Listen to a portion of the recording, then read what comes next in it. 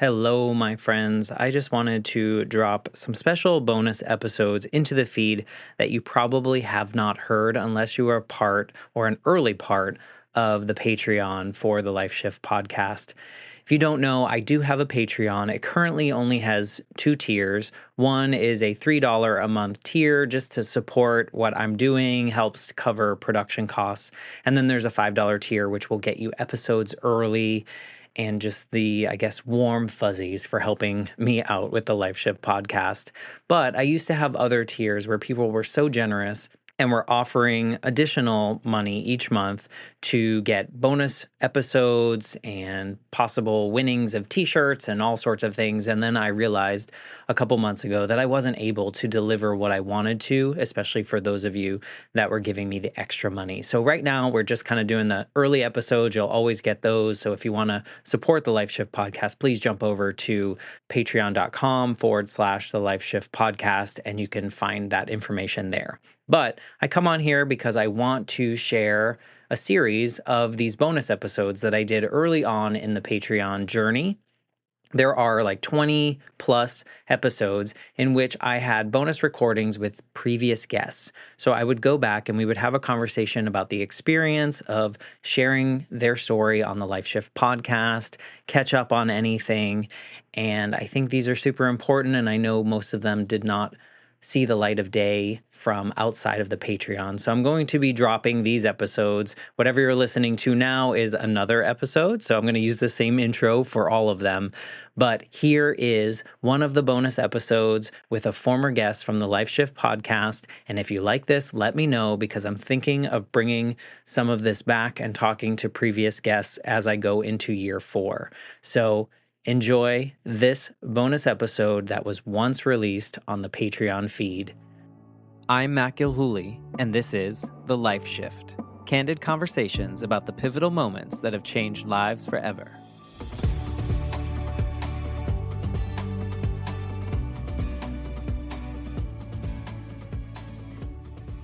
Today, I am joined by my friend Alex, and Alex, you were episode 9, I think. 9. Okay. Yeah. I meant to tell you before we started that I forgot what number it was.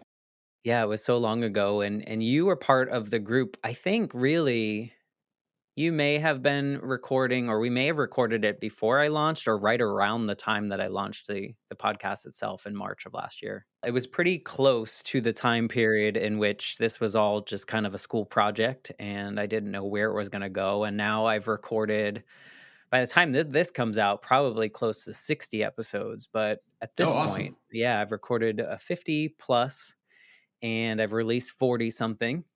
And so we're finding that groove. So I appreciate that you came on and trusted me enough. People have told me all about how they enjoyed your story. So before we get any further, maybe you can just kind of remind us of what your episode was about. We were touching base about this before because I couldn't fully remember because it was like it was one of those things where like I was trying to figure out a moment and it had something to do with some pivotal moment that music played in my life. And I think the original idea was when I got my first guitar, but then as we talked more and more, it seemed like it was coming down to when I saw the Monkees on TV when I was like really, really young. But one of those two things. And then we just kind of explored all the different ways that music has sort of like helped shape my relationships and the trajectory of my life in different ways, whether it was playing it, listening to it, teaching about it, whatever.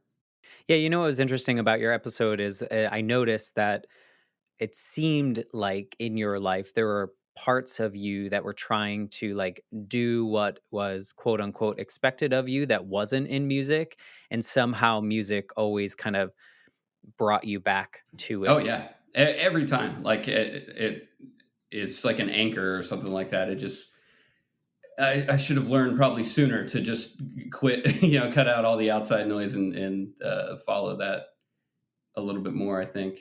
In fact, there's been like a couple of times since then where I will say like after doing that episode with you, I started being a little bit more like aware of when something involving music was factoring into my life decisions and stuff like that. And there's been a couple more instances since then that I trace back to that. It's just interesting to see it pop up even in ways I wouldn't think.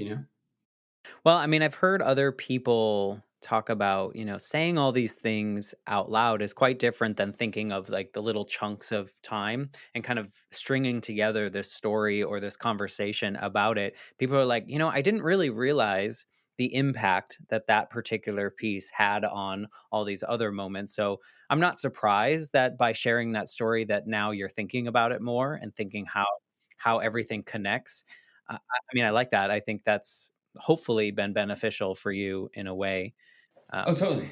It's like was therapy, Yeah, Like I think it's one of the genuinely like one of the benefits of therapy is that like sometimes there's all this stuff floating around your head. You just say it out loud to someone, and you're like, oh yeah, that was like painfully obvious. Why don't I like act on that now? So it just kind of takes all the jumble and puts it into trajectory. it's so I don't know if you can relate to this, but sometimes I'll be thinking of something and it seems so very dramatic in my head, and then I'll verbalize it to someone else, and I'll be like, "Wait a second, that sounds very Small. inconsequential." Yeah. That happens a lot. Or also like it's almost like my brain has figured out something before I've realized that it figured it out. So I'll like have all this information. I'll be like, man, I just don't know what to do. And then I'll just like say it out loud and they go, oh, well, that's what I should do. Like it's all It's so clearly written right in what yeah, you're yeah. saying. Yeah. Yep. I understand that. You may be different in this particular question than some of my other guests. Some of my other guests have never done a podcast or never really heard themselves on a microphone of some sort. When you listened to your episode, was there anything that stood out to you, or was it a weird experience, or was it just kind of like, oh yeah, No, it was kind of what we were just saying. It was interesting to hear it back and to like I think as we were talking, I found more and more instances of like, oh, I wouldn't have had this relationship in my life if it wasn't for music. If I wouldn't have had wouldn't have turned left at this juncture in my life if it wasn't for it. And then I was able to verbalize that better when I, so I've always had this back and forth with my dad in particular about like because he was very much like the one, and we talked about this in the episode too about like be a doctor or a lawyer or whatever, don't follow these creative things. And then just recently I saw his brother. I was up north visiting some family, and I saw his brother, who I've always gotten along with really well, but he kind of like weirdly like launched into me. Like it was just he and I in a room at one point eating food, and he was kind of going like, hey, like I saw that you and your brother, you're making these music videos. They look like they take a lot of work. It doesn't take a lot of work and time. And I was like, oh yeah, like it's a lot of work, not knowing where he was heading with it. And then he was like, well, like, shouldn't you be putting that into your career, or like, shouldn't you be putting that into, whatever, like, why are you putting that into making these things if it's, and as a result of sort of reflecting on our conversation, I had all this like ammo at the ready where I was like, dude, like I wouldn't have my job if I hadn't been doing things like this my whole life. I wouldn't have my wife. I wouldn't have a close relationship with my brother. Like depending on where you're placing value. I mean, even if you put the value solely on money, I wouldn't have a career or my current career if it wasn't for music, and I wouldn't have the money that I have made from music. But besides that, like, it was almost kind of flipping the table on him. Like, don't you think it's important to be close to your family? Don't you think these other relationships are important? And those would not exist for me if it wasn't for music. So yeah. So I you don't got know. ammo. You had Yeah. Now you have the Uh, backup. You have all the proof written down, like you did your research paper. Your dissertation is done. yeah. And what is life experience for if not to weaponize against your relatives? Exactly. Especially at like holiday gatherings and things like that. You Oh, can for sure. Yeah. uh, I think there was definitely a part of me that was wishing like I had been able to say all of that to like my dad 20 years ago or something. You know what I mean?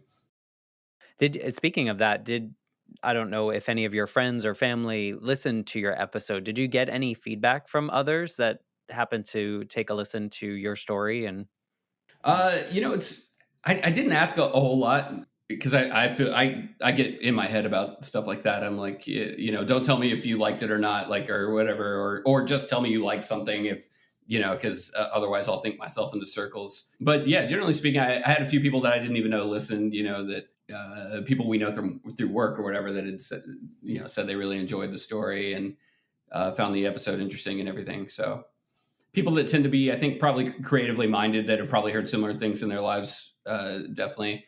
Even my wife said there were a couple things in there that she hadn't heard before, so that was cool.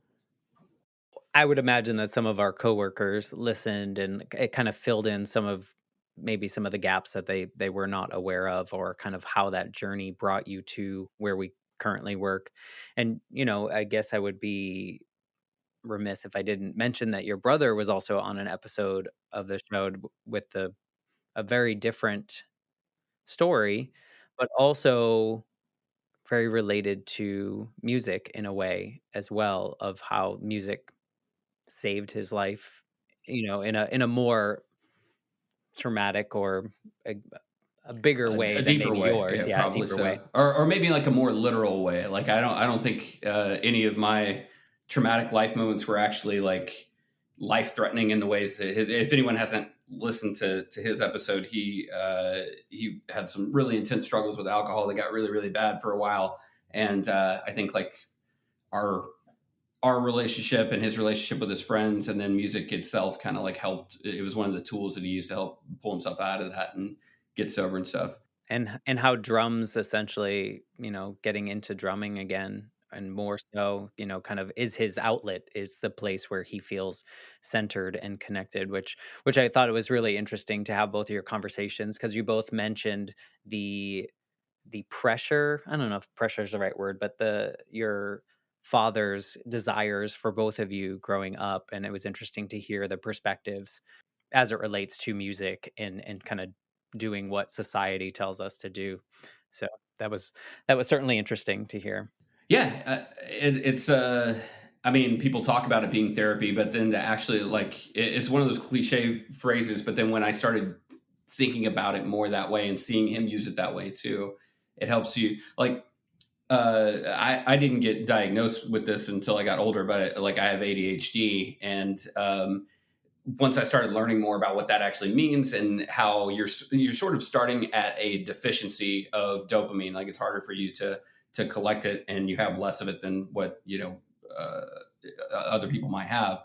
And when I was really struggling with like some frustrations and depressive states that I'd come in and out of and everything, I made a list of the various things that I noticed that I got like just a huge dopamine surge from. And some of them are obvious. It's like exercise or whatever. I found that like doing a 20 or 30-minute workout, I could get the same like mental buzz and kind of lift myself out of it just by playing the guitar for a few minutes. Like if I just grabbed the guitar, felt the way that the strings kind of vibrated, played along with a song or two or something like that. And almost always that 5 minutes would turn into an hour or something like that. But so now I kind of keep a list handy of like, these are the activities to do if I notice my brain is sort of like in a rut. These are things that are necessary to my existence that will lift me back up pretty quickly usually too. So just being more conscious of that stuff has been helpful. I mean, that's a great idea, especially for creatives. I think creatives, they can relate to your story. They can relate to how something brought it back, or kind of actually built your life, right? Like music really created what you're doing in your life and the people that surround you, and the things you love to do. And I think some creatives can relate to that and maybe aren't as fortunate, but in your sense that if you can if it keeps drawing you back, you may want to lean into it, because there might be something that can, kind of work together to create a better life. Like we talked about in your episode, what was interesting is, you had your music career, in which that was your career. Like you were creating music, you were touring, you were doing a lot more, right? Like that was your main focus.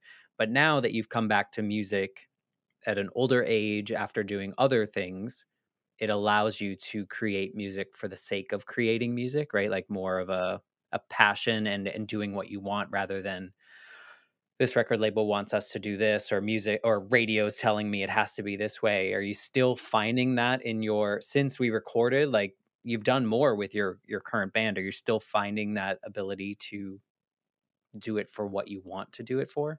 Yeah. There's always kind of like a pressure that I think is just, it's kind of just baked into our society in general. Everybody struggles with this on social media and stuff too, where there's always kind of like a, well, it doesn't mean anything unless it gets to this number of likes or follows or whatever. And I've definitely noticed a change in myself in terms of like letting a lot of that go. And I think it kind of goes to what I was saying before. Like now, when I think about band practice, or I think about like going to make a music video, or whatever it is that we're doing, I would say I'm more at like 70 to 80% thinking about it of like I get to go burn off some negative energy. I get to go like just kind of make something with my friends, and it's a lot healthier, I think. Whereas I'm sure if I had a time machine and I went back to like, practices when I was 19 and 20 years old, I I'm willing to bet there's just a dark cloud hanging over the whole thing because of the external pressure of like, what is this going to turn into? It's not going to matter if it doesn't make us money. It's not going to matter unless it gets to this achievement level or whatever it might be. And yeah, being able to sort of like go like if that happens, it happens. But I've seen enough stories of just random people, something blowing up that doesn't deserve to blow up, or the other way around, somebody works really hard and they slip through the cracks. Like it's if it you kind of embrace the fact that it's a game of chance more than it is anything else a lot of times. And yeah, I think that kind of freed up some pressure that I was putting, whether I was putting it on myself or whether it was coming from stuff that was baked into me as a kid. It was there. Well, I think part of it too, like your earlier career when you were doing more touring and you were doing more of that, trying to make that a full time, there was a pressure to be successful. Probably one, right? That you get up to pay the bills, but also your family is telling you like this is probably not, like you're not going to make a ton of money. So I think there is that natural pressure. But now you have a job and you can do this. And if it hits big, it hits big. If it doesn't and it serves the purpose, like you said, of kind of getting out that energy, getting good energy, working with your friends and your brother, I think there's a lot of benefit in that. And I think creatives can relate to that. I mean, I always think about the podcast too, right? All it takes is one episode, just like all it takes is one song to hit right? And so you never know. You just keep creating, and if it's bringing you joy as you do it, then if it does, then it's a win-win. O Otherwise, it's just a win. Right. And it's also, if you're doing it that way, like if you're just making what you love and doing it because you love it, then if it does hit, you haven't stuck yourself in a situation where you got to keep making things that maybe you were making for the wrong reasons before, where we've like, that was something that kind of happened with the band that I was in my like early 20s, was that we had this like EP that kind of blew up underground in the pop punk circles of that era. And we almost felt, probably some of us more than others, but you almost felt committed to like, we have to make more music like that, even if that's not where our head is at the moment. And, like if you're just making for the sake of making stuff, it keeps you from falling into that trap, I think. Well, yeah, and then you can possibly start to resent it, like, and then you lose the love for the act of creating itself. So, I mean, I think your story shared that, like, where you're at is a pretty cool place for a creative standpoint, right? Like, sure, I'm sure you'd love to be a millionaire because of your music, but at the same time, you're still able to enjoy the things you want to do, but also pay the bills with your real job that is still related to music. So, you know, it's kind of like you found that nice space, or at least what appears to be a comfortable space. Absolutely.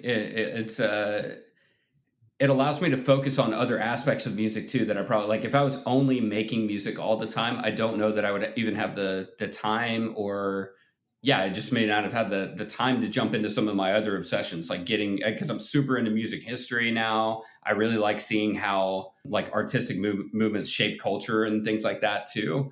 And it's made me, a lot more aware of those kinds of things. Whereas if I was just chasing, like, we have to write a quote unquote hit or something like that, I'd probably be stuck in just listening to the same thing over and over again, trying to copy it. And it's not a place I really want to be anyway. I know you do listen to a lot of podcasts, one to find out more music history and stuff. Is there a particular like kind of story that you are gravitated or you gravitate towards when you're listening to other podcasts? I'm huge into comedy in particular. That's like, Shock. and I don't know if that came from, yeah, if that came from the Monkees as well, because I know that like when I first saw them, part of what I was so fascinated by was that it was like musicians that were really like having a good time with each other and like making jokes, and like that was just as appealing to me as the music side of it was. So yeah, most of my podcast stuff, I don't know. I have at my core, I think this is probably again true of a lot of creative people. There's sort of like this, what is it? I don't know. It might just be sadness or something. There's something sort of fragile down there, and I also am extremely empathetic to potentially like a negative degree. I would say like I could, let's say I'm watching a movie or something that has, I don't know, what's a big trigger for me? Like torture. Like if something bad is happening to someone who is helpless or an animal that is helpless, yeah, I'm talking like it could literally be years that I'll be thinking about that. It'll send me like into a spiral. Like I can barely handle stuff like that. My point in saying this is that when I go to external media, I'm always looking for uplifting, funny, like happy. Like I can't really dwell in sad emotions too long because it's already there. So I'm like, I've already dealt with a lot of that, and I don't need more of that. So that being said, if it's just people having funny conversations, or I also really like hearing the process behind creating comedy from funny people. And then I do a lot, similar stuff from music. I like hearing the life circumstances of musicians from the past and stuff. So yeah. That history element is Hmm. interesting to you. Disgraceland in particular. I don't know if you've ever heard that. I think we talked about that briefly, but that one's really interesting. It's not the areas that I go into. I lean Hmm. into that, like, tell me your Yeah, saddest story, I and know. and I will eat that up. But the thing is, I listen to a lot of true crime, and people are like, "Oh, how do you listen to, murder and crimes?" And I'm like, you realize that the true crime shows are not really about the actual murder, and they're not really about the crime, they're a puzzle. Like, that's what I listen to because I wanna hear how things came together and, we figured out how to solve the issue. So, I always think there's, like, this mis it's not aligned with what people think true crime is with what it Hmm. actually is, but that's kind Oh of yeah, my yeah. space. My wife is super into like I'll walk by the TV and she's watching another cult thing or another murder or whatever, and I totally get that. It's I think even if it's not the focal point, if I heard the details of one of those murders, though, I can't get out of that space to proceed to the puzzle. I also don't like puzzles. I'm like, just show me a finished picture. I don't want to think about how it was put together. Hey, But there's a podcast for everyone. yeah.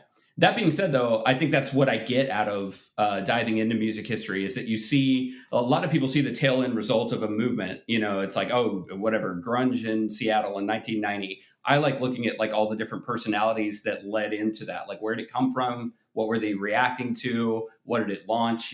Like I like seeing all the kind of moving pieces there. I was about to say, and then nobody gets killed, but then I thought of the grunge scene, and then like everybody's dead. Not just the grunge scene. I mean, we got all sorts of musicians that have died in not so great ways.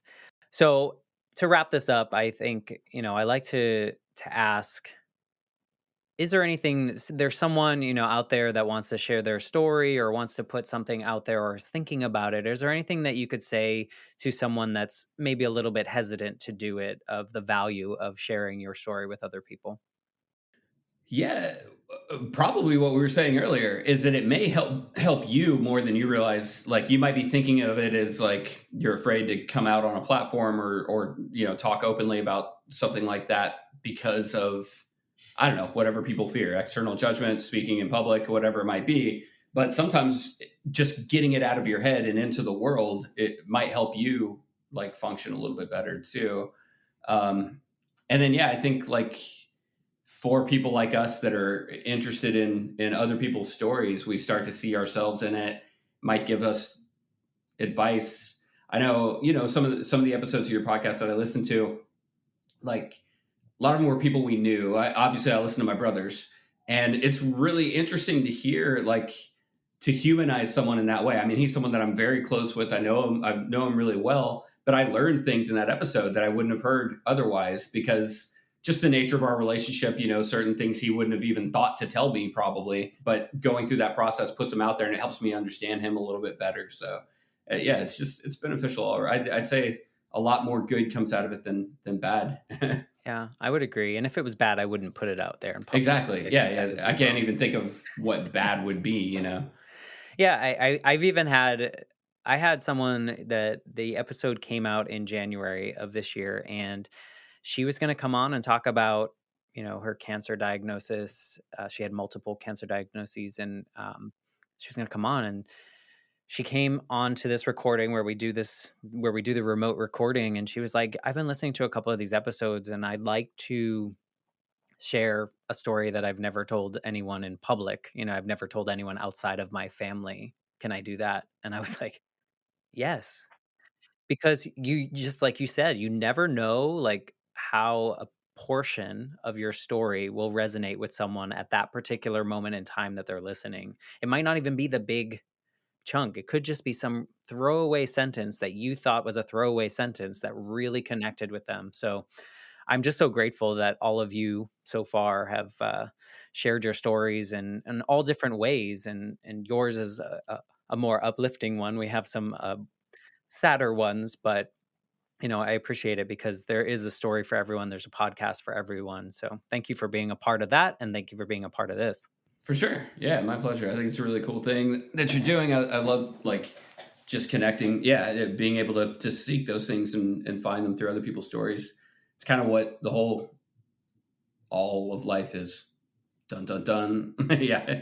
We need to learn from each other, and the only way we can do that is share what we've experienced. And sometimes that's really crappy things that we've learned from, or sometimes it's really awesome things that we can kind of emulate from other people. So thank you for being a part of it. And thank you all for listening on the Patreon subscriber feed.